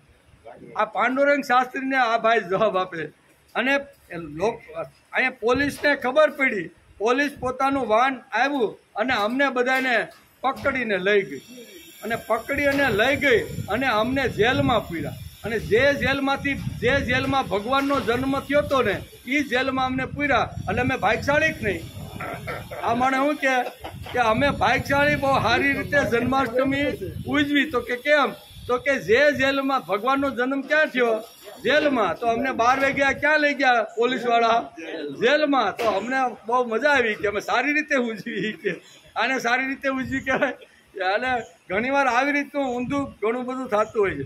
પકડીને લઈ ગયા અમને, રાત્રે 12 વાગે જેલમાં નાખી દીધા. ભગવાન જેલમાં જન્મમાં આવું બોલવામાં આ લોકો બધું બોલીને આવી તો ઘણું બધું ઊભું કરે છે. અમે પણ ભાગ્યશાળી અને ભગવાન પણ ભાગ્યશાળી હતા એટલે જેલમાં. તું ક્યાં જુગાર રમવાવાળો અને આખી દુનિયાને મુક્ત કરવાળો ભગવાન ક્યાં? તારામાં બહુ ફરક છે ભાઈ. યા નિશા સર્વભૂતાનું ઊંડાણમાં જઈએ નહીં તો આ શ્લોક ન સમજાય ભાઈ. યા નિશા સર્વભૂતાના એ વાક્યની અંદર ઊંડું જવું જોઈએ. અને ઉપર ચલો ઘણા લોકો અર્થ કરી નાખે છે. આ શ્લોક સમજવાની ઊંડા જવાની તૈયારી હોવી જોઈએ. માખણ ક્યારે મળે? તો કે મંથન થાય તો માખણ મળે, નકર માખણ મળે. ખાલી દૂધને જમાવી દઈ બરોબર તો એ જમ્યા પછી એમાંથી માખણ મળે નહીં. એને ગોળીમાં નાખવું પડે, વલોણું મૂકવું પડે, પછી એને વલોવવું પડે અને પછી એમાંથી માખણ તૈયાર થાય. એમ પરબારું એટલે કે માખણ પરબારું મળતું નથી. રોજ આ શ્લોકમાં ભગવાન ઊંડા પાણીમાં જવાની તૈયારી બતાવે છે. માખણ ક્યારે થાય? તો કે મંથન થાય તો માખણ નીકળે. આવી જો આપણી તૈયારી હોય તો ગીતા એ માખણ જ છે. ગીતા શું છે? માખણ. જો માખણ જોતું હોય ને તો ભગવાને જે કોડવડ ભાષાની અંદર શ્લોકોની અંદર અમુક જે તત્વના શબ્દો જે મૂકી દીધા છે એને વલોવા પડે, એને ફેરવા પડે, એમાં જોવું પડે કે આ શ્લોકની અંદર આ શબ્દની અંદર ભગવાન શું કહેવા માગે. જો વલોવાય તો જ માખણ નીકળે. એ સામાન્ય આપણે દૂધ હોય ગરમ કરે, ઠંડુ પડે, મેળવીએ અને પછી એને જો રવાઈથી ફેરી તો માખણ થાય. એમ આપણે જે કાંઈ ગીતા વાંચી, ગીતા સાંભળી, ગીતાના શ્લોક ઉપર મનોમંથન કરી તો એની અંદરથી માખણ અત્યારે કરી રહ્યા છે. કે આવા સરસ મજાના શ્લોકની અંદર ભગવાન શું કહેવા માગે છે? ચિત્ત પ્રજ્ઞા અને યોગીની ટોચની સ્થિતિ ભગવાન સમજાવે છે અને ભોગની સ્થિતિ સમજાવે છે. આ બંનેમાં આટલો ફરક બતાવે છે. રોજ નવું નવનીત નીકળ્યા કરે છે. જેમ ગીતા વાંચતા જાઓ, ભલે એકને એક શ્લોક 5 વાર વાંચશો ને તો 5 વાર તમે નવું એમાંથી કંઈક ને કંઈક મળવાનું છે. રોજ નવનીત નીકળ્યા કરે. ગીતાના શ્લોકો નિત્ય નવીન છે. જ્યારે વાંચો ત્યારે નવા નવા નવા અને એ શ્લોકમાંથી કોઈ પણ કિરણ આવે અને આપણા આત્મા સુધી ઘણીવાર પહોંચી પણ જાતું. ભગવાનના મુખારવિંદમાંથી નીકળેલા જે શબ્દો છે એને વારંવાર વલોવાથી વાગોળવાથી ચિંતન કરવાથી એકાદું ભગવાનનું જે કિરણ છે ને એ આપણા આત્માને સતેજ કરી અને આવી રીતનું કરી દે છે. સામાન્ય માણસ જ્યારે સૂઈ જાય છે ત્યારે મુનિ સ્થિત પ્રજ્ઞ યોગી જાગે છે અને સામાન્ય માણસ જ્યારે જાગે છે ત્યારે આ યોગી સૂઈ જાય છે. શું આટલો જ અર્થ? આટલો અર્થ આ સામાન્ય અર્થ છે. આ શ્લોકનો સીધો સાદો અર્થ કેવો છે? આટલો. પણ ભગવાન કાંઈ આટલો અર્થ કહેતા નહીં હોય. એ કાંઈક આપણે અહીંયા દિવસ અને રાત્રિમાં શું ફરક, જ્ઞાન અને આવી રીતનો અજ્ઞાનમાં શું ફરક છે, બરાબર, યોગી અને ભોગીમાં શું ફરક છે, આ બધું ભગવાન આપને આ શ્લોક દ્વારા સમજાવવા માગે છે. આપણે ખાવાના બારામાં જાગીએ છીએ. હવે ખરી મજા આવે છે. આપણે ખાવાના બારામાં મને આ મળવું જોઈએ, અમે ફલાણી જગ્યાએ ગયા હતા, એને આ 2 આઈટમ વધારે રાખી હોત તો સારું હતું. અને એ બાબતમાં આપણે સલાહ આપવામાં અને જાગવામાં બહુ હોશિયાર થઈ. કોઈની ક્યારે જમવા જવાનું થાય ત્યારે જાગતા હોય છે. એટલે કે આપણે ખાવાના બારામાં જાગીએ છીએ અને જીવન વિકાસના બારામાં ઊંઘીએ છીએ, એમ ભગવાને કહેવાનું. આ શ્લોકમાં શું કહે છે કે ખાવાના બારામાં જાગે એ ભોગી અને ખાવાના બારામાં જે જાગતો હોય એ યોગી. આ તફાવત ભગવાન આ શ્લોકની અંદર આપને બતાવે છે. આપણે ખાવાના બારામાં જાગીએ છીએ અને જીવન વિકાસના બારામાં ઊંઘીએ છીએ. મોટા ભાગના માણસો જગતમાં ખાવા માટે જ આવ્યા હોય તેવી રીતે જીવતા હોય છે. મોટા ભાગના, બધાની વાત નથી, 5-10% યોગી અથવા આવી રીતના શું કહેવાય મુનિની જેમ જીવવાનો પ્રયત્ન કરે છે. પણ સમાજના મોટા ભાગના જે લોકો છે ને, મોટા ભાગના એ ખાવા માટે જીવતા હોય છે. અને યોગી છે ને એ જીવવા માટે ખાય. આટલો ફરક છે. ભોગી અને યોગીમાં ભગવાન બહુ સરસ મજાનું વર્ણન કરતા કહે છે કે ભોગી લોકો હોય છે ને એ ખાવા માટે, આજે આ પદાર્થ મળ્યો, આવતીકાલે મને આ મળવો જોઈએ, પરમ દિવસે આ મળવો જોઈએ, ભલે પૈસા ગમે તેટલા ખર્ચવા પડે પણ મને આ સારામાં સારો ભોગવા મળવા, એની દ્રષ્ટિ એવી રીતે છે. અને યોગી વિચાર કરે છે કે આ ભગવાનનું મંદિર છે, મંદિરને ટકાવવા માટે એને મારે કંઈક પેટ્રોલ કે ખોરાક તો આપવો પડે. તેથી શરીરને ટકાવવા માટે જેટલી જરૂરિયાત હોય એટલો આહાર, સાત્વિક આહાર અહીંયા મુનિ એટલે અહીંયા યોગી લેશે. અને ભોગી તો ભલે તીખું હોય ને તળેલું હોય, જબજબ સ્વાદ આવે ને એવું જ ખાવાનું એમ. અને યોગી માટે ખાલી શરીર ટકાવવાના માટે મને જે કાંઈ મળે એ મારે ખાવાનું છે. આટલો ફરક છે. આપણે બધા ભાગ્યશાળી છીએ કે સવારે આપણે 2 કલાક સુધી થોડોક આવો આપણે તક મળે છે ગીતા વાંચવાનો અને સાંભળવાનો. બાકી તો ઘણી જગ્યાએ આટા ફેરા બધા મારતા હશે. એટલે આપણે પણ એક આવી રીતનું કરીએ છીએ. ક્ષણે ક્ષણની કિંમત છે અને તે શીખવી તેને જ શિક્ષણ કહે છે. ક્ષણે ક્ષણની કિંમત માણસને હોવી જોઈએ. ક્ષણે ક્ષણની કિંમત માણસને હોય એવું જે શિક્ષણ, એવું જે પ્રબોધન, એવું જે જ્ઞાન આપે ને એને શિક્ષણ કહેવામાં. ક્ષણે ક્ષણનો ઉપયોગ મારે કેવી રીતનો કરવો જોઈએ એની સમજણ, એનું જ્ઞાન, એનો ઉપદેશ જે આપે ને એને શિક્ષક કહેવામાં આવે છે. ક્ષણે ક્ષણની કિંમત છે અને તે શીખવાડે તેને શિક્ષક કહેવાય છે. 1 મિનિટ પણ ફોગટ ન જવી જોઈએ. આમ શિક્ષણ શાસ્ત્રી એની સામે બેઠેલા વિદ્યાર્થીઓને આ બધું સમજાવે એ ખરો સાચો શિક્ષક છે. આગળ કે ખાવું, પીવું, ફરવું, હરવું અને મરવું આમાં જીવન પૂરું થઈ જશે. એ ભોગીની વિચારધારા છે. ભોગીની વિચારધારા કેવી? તો કે ઉઠવાનું, ઉઠ્યા પછી ખાવાનો વિચાર આવે, પછી થોડુંક 9 વાગે ઉઠ્યો, હાલો જરીક તાપીની કિનારે ફરી આવી, ખાવું, પીવું, ફરવું અને મરવું. પછી હું આપણે બધાનું શું છે, મોટા ભાગના લોકો ધન એકઠું કરી અને ન ખાવાના પદાર્થો ખાય અને શરીર પછી બગાડે.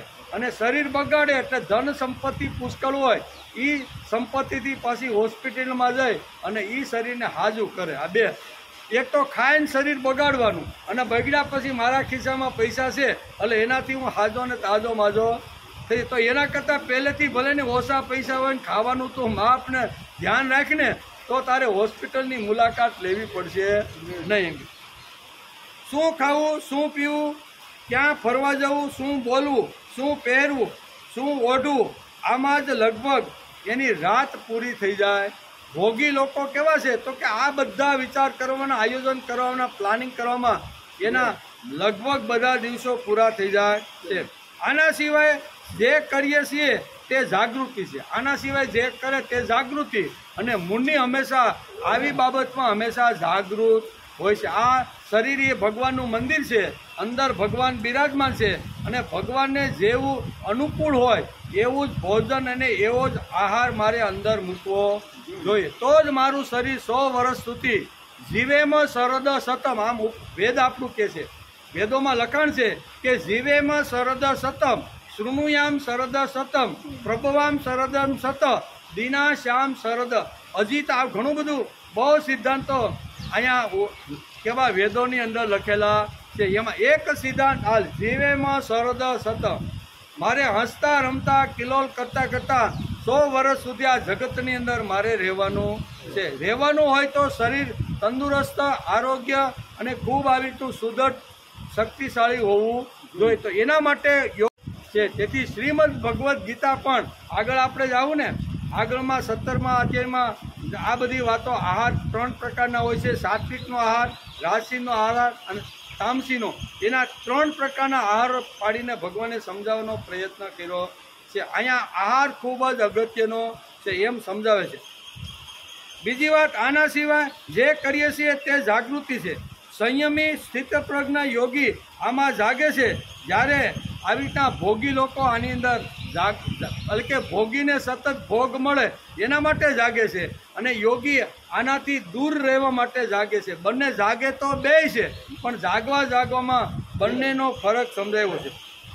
ખાવું પીવું જ જોઈએ, નહીતર માણસ કેવી રીતે હાલી ચાલી શકે? ખાવું પીવું તો જોઈએ ને. એટલે જ આપણે દિવસમાં કોઈ 2 વાર ખાતું છે, કોઈ 1 વાર ખાતું છે, કોઈ 3 વાર ખાતું છે. કોઈને વળી ભૂખ લાગતી છે તો કે વળી 4 વાગે લાવો ને કાંઈ વેફર ઘરમાં ગાંઠિયા વાઠિયા પડ્યા છે તો ચા ને ગાંઠિયા. ઘણી વાર આવું થાય કે નહીં? તો વધારેમાં વધારે 3-4 વાર માણસ ખાય અને શરીરને ટકાવવાનો પ્રયત્ન કરે. એટલે કે ખાવું પીવું તો જોઈએ, નહીતર માણસ કેવી રીતે જીવી શકે? પહેરવું તો જોઈએ, નહીતર એટલે કે પહેરવું ઓઢવું તો જોઈએ, નહીતર સમાજમાં કેમ ફરી શકે? પહેરવું ઓઢવાનું કાંઈ ન હોય તો સમાજમાં ફરી શકાય નહીં. તેથી જે ઉગાડા શરીરે જે બધા આટા મારે છે ને, એને કેવું જોઈએ, ભાઈ તમે બધા જંગલમાં વહી જાઓ, તમારે સમાજમાં જરૂર નથી. સમાજમાં જો રહેવાનું હોય તો તમારા શરીર ઉપર કપડું હોવું જોઈએ, એમ ગીતા કહે. ખાવું પીવું જોઈએ, નહીતર માણસ જીવી ન શકે. પહેરવું ઓઢવું જોઈએ, નહીતર સમાજમાં રહી ન શકાય. એમ હરવું ફરવું જોઈએ તો જ આપણે સ્ફૂર્તિ મળે. ત્રણેય વાત બહુ જરૂરી. સ્ફૂર્તિ જોતી હોય તો હરવું ફરવું જોઈએ. માનો કે હાલો 2 મહિનાથી અકળાઈ ગયા છે, હાલી ગીતા ગીતા ગીતા ગીતા, બીજું કાંઈ વાત જ નથી. હાલો હવે નર્મદાના કિનારે જઈને 2 દિવસ આપણે હરિયાવી. પછી તાપી મૈયાના કોઈ સારું મંદિર હોય ને, સારો આશ્રમ હોય ને, હાલો 2 દિવસ ત્યાં થામા. એ શું છે? એ સ્ફૂર્તિ લેવા માટે છે. તમે 4-6 મહિના સતત ભોગની અંદર, અભ્યાસની અંદર સતત મથાર્યો તો ક્યારેક મનને તો થાય ને કે મારે સ્ફૂર્તિ મારા શરીરમાં લાવવી છે. તેથી હરવા ફરવાનું આટલા માટે, બરાબર? હરવા ફરવાનું શા માટે? કે ભાઈ થોડુંક ચેન્જ થાય. દરરોજ એકને એક વાત ચાલતી હતી, એમાં થોડુંક કાંઈક 1.5-2 દિવસની અંદર કાંઈક અમને નવું મળે એમ કે. તેથી હરવું ફરવું જોઈએ, જેથી આપણે સ્ફૂર્તિ રહે છે. આ 3 વાતો સામે ગીતાને વાંધો નથી. ખાવું પીવું જોઈએ એમાં વાંધો નથી, ઓઢવું પાથરવું જોઈએ એમાં પણ વાંધો નથી. સ્ફૂર્તિ શરીરમાં આવે એટલે ફરવાનું પણ. અહીંયા ભગવાને આમાં ક્યાંય જગ્યાએ વાંધો ઉપાડ્યો? આ 3 વાતો ભગવાન કે જોઈ, એ ન હોય તો માણસ કોઈ ટકી શકે નહીં. ખાધા વગર કેટલા દિવસ ટકે? કપડા વગર પણ લોકોને ફટાકિયા મારીને બહાર કાઢે કે ભાઈ તારું અહીં કામ. એટલે ઓઢવું જોઈએ, એટલે એ પણ વાત જરૂરી છે. ખાવું જોઈએ એ પણ વાત જરૂરી છે. થાયકા પાયકા એમ થાય 4-6 મહિના થઈ ગયા છે, હાલો જરીક સાપુતારા એક આટો મારી આવી, એટલે માણસ સ્ફૂર્તિ. આ 3 વસ્તુની ભગવાન કહે છે ખૂબ જ જરૂર છે. પણ એને સંયમિત કેવી રીતના રાખવાને, એ મોટો પ્રશ્ન અહીંયા આ છે એમ કે. બીજી વાત, આ 3 વાતો સામે ગીતાને કોઈ વાંધો નથી, પણ આમાં જ બધું પૂરું થાય એની સામે ગીતાને વાંધો છે. આમાં જ પૂરું થઈ જાય. ખાવું પીવું, ઓઢવું પાથરવું અને હરવું ફરવું, આમાં જિંદગી હાવ પૂરી થઈ જાય એની સામે ભગવાન કૃષ્ણને ગીતાને વાંધો છે. આખું જીવન રાતમાં ગયું, ગાદલા બિસાવવામાં આખી રાત ચાલી ગઈ. પૈસા કમાવામાં તબિયત ખલાસ કરી નાખી. હું કોઈ ઘરનો નહીં, કોઈ ક્યાંયનો ધંધાનો નહીં, બસ સવારના 8-9 વાગે નીકળી જાય ને રાતના 12-1 વાગે રખડતો ભટકતો પીને ખાણીપીને ગમે એવું ખાઈને ઘરે આવે. એટલે કહે છે કે પૈસા કમાવા માટે તબિયતને ખલાસ કરીએ. જો સમયસર ઊંઘે, સમયસર ખાય, સમયસર જાગે તો એની તબિયત સારી રહે. પણ અહીંયા તબિયત સારી ન રહે એટલા માટે રાત દિવસ પ્રયત્ન કરી તબિયત શરીરના સામું ન જોતા રાત દિવસ આવી રીતનું કરે છે. પૈસા કમાવામાં એટલે કે પૈસા કમાવામાં તબિયત ખલાસ કરે અને તબિયત સાચવવા પછી પૈસા ખલાસ કરી અને મોટી હોસ્પિટલમાં દાખલ. 2 વસ્તુ કરવાની. તબિયત ખલાસ થાય એના માટે રાત દિવસ પ્રયત્ન કરે. નહીં ઘરનો, નહીં ઘાટનો, કોઈનો, પત્નીનો નહીં, બાળકોનો નહીં, કોઈ વ્યવહારનો નહીં. એ તો અમારા છોકરા છે ને બધું કરી લે એમ. આમ કરી અને કોઈ જગ્યાએ ઘરને ટાઈમ ન આપે, બૈરીને ટાઈમ ન આપે, બાળકોને ટાઈમ ન આપે. બરાબર ને? આ બધાને સમય આપ્યા વગર રાત દિવસ ગધેડાની જેમ ફરતો રહે. પૈસા પૈસા પૈસા એ પૈસા કમાવી લે એટલે તબિયત બગડે અને તબિયત સારી કરવા માટે એ પૈસા જે ભેગા કર્યા હોય એ હોસ્પિટલ વાળા કે હારામાં હારી હોસ્પિટલ મોંઘામાં મોંઘી કઈ છે ત્યાં છોકરાને કે મને શા માટે ખૂબ કમાણો છું અને કમાણા પછી શરીર ઉપર ધ્યાન રાખ્યું નથી એટલે શરીર બગડ્યું છે અને હવે શરીરને પાછું મારે ભોગ મને મળે એટલે હાજુ કરવું છે. તેથી આ બધી વાતો ભગવાન આપણે ચક્કડી ફેરવીને આ વાત આપણે સમજાવે છે કે સંયમ રાખો. કમાવાની ના નથી પણ શરીર બગડી જાય, અટકી જાય ત્યાં સુધી એટલું બધું તમે દોડધામ કે એટલું બધું શરીરને તોડવાનું નથી. સંયમિત 8-7-8 કલાક શું કહેવાય સંસાર ચલાવવા માટે 7-8 કલાક કામ કરો અને એમાંથી જે કાંઈ મળે એ ભગવાનના પ્રસાદ તરીકે એમાં જે કાંઈ મળે એ લઈને ભોગવાનો પ્રસાદ કરો તો કુટુંબ પણ હસવાય, બાળકોની પાસે બેસવાનો સમય મળે, થોડી વ્યવહારિક વાતો હોય એ પણ પરિવારમાં બેસીને થઈ શકે. તો આ બધું સંયમિત રાખવાનું અહીંયા તત્વજ્ઞાન ભગવાન આ શ્લોકની અંદર આપને સમજાવે છે. બંને ખલાસ કરીને આ માણસ ચાલ્યો જાય ક્યાં ઉપર.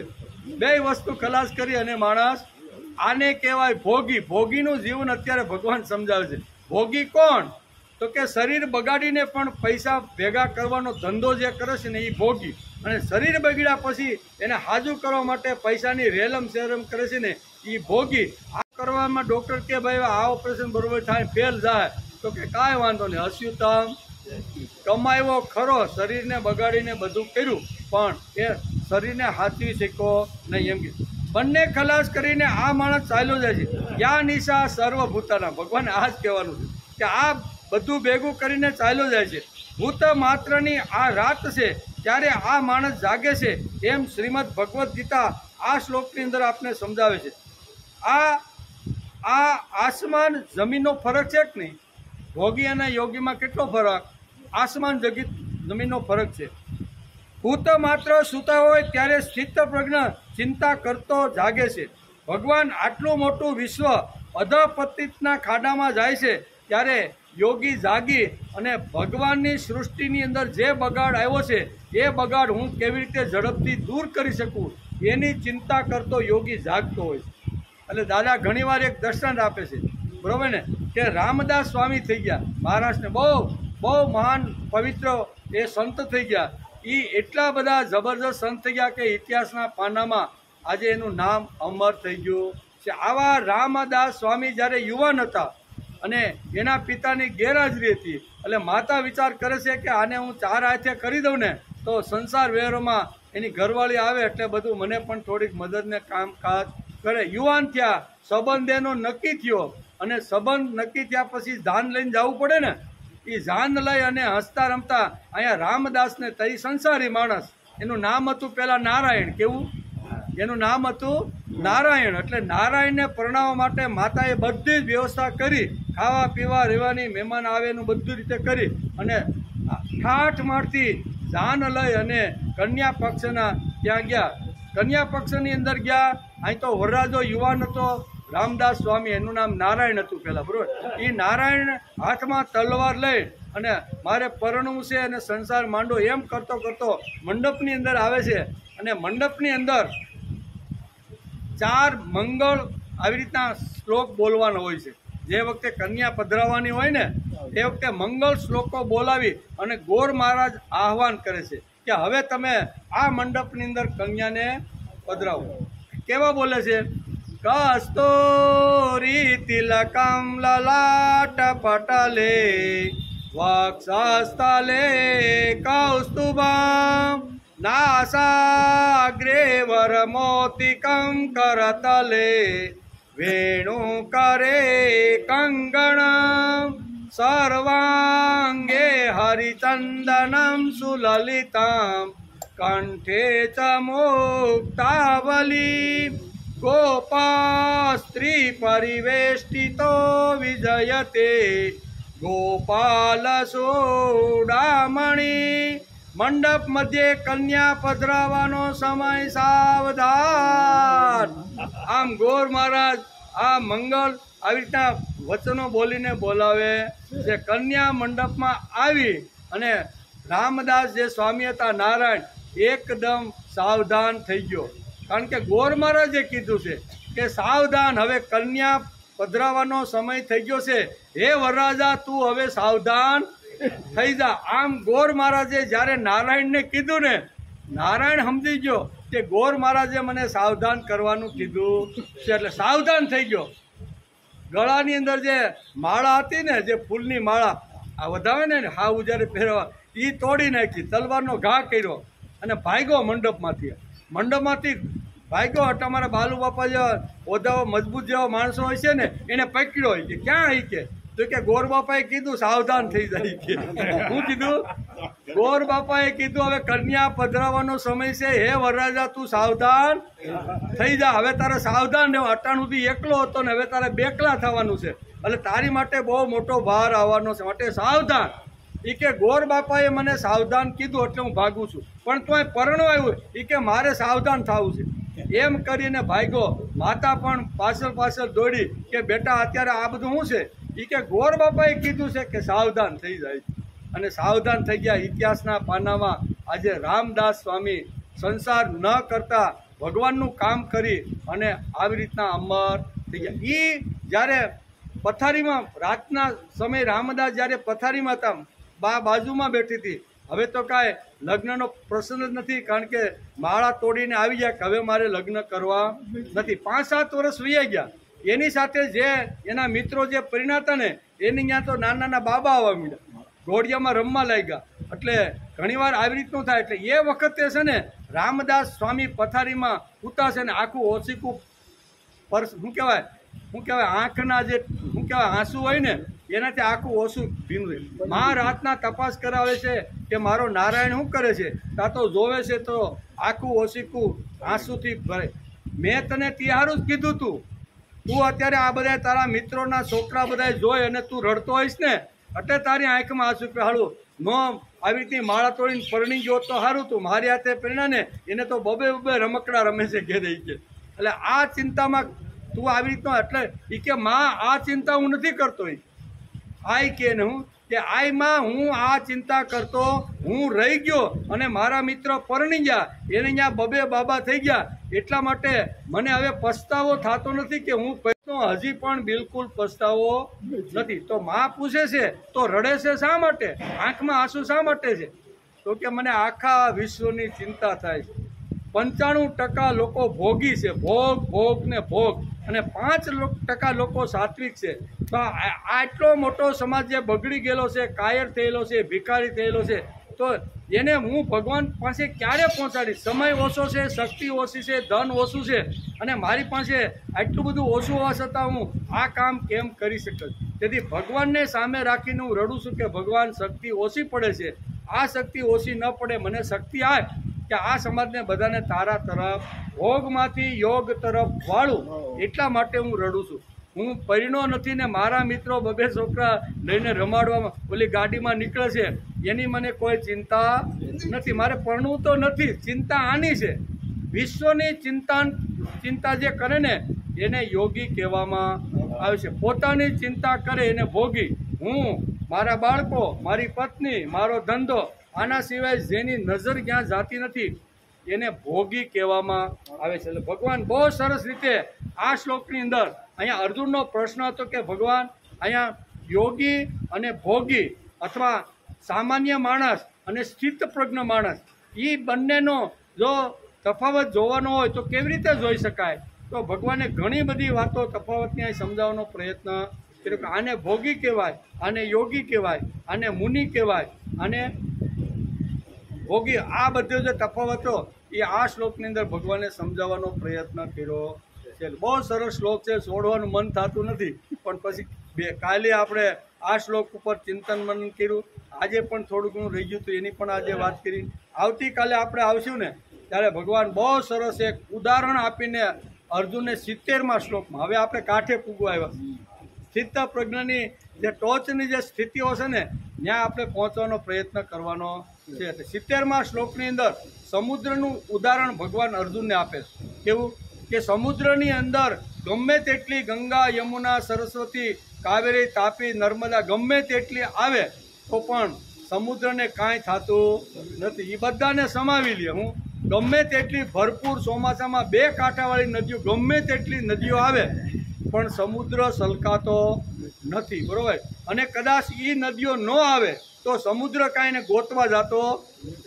આવી જે સ્થિતિ છે ને એનું ઉદાહરણ આપીને ભગવાન સમજાવવાનો પ્રયત્ન કરે છે. એનો વિચાર આપણે આવતીકાલે, બરોબર ને.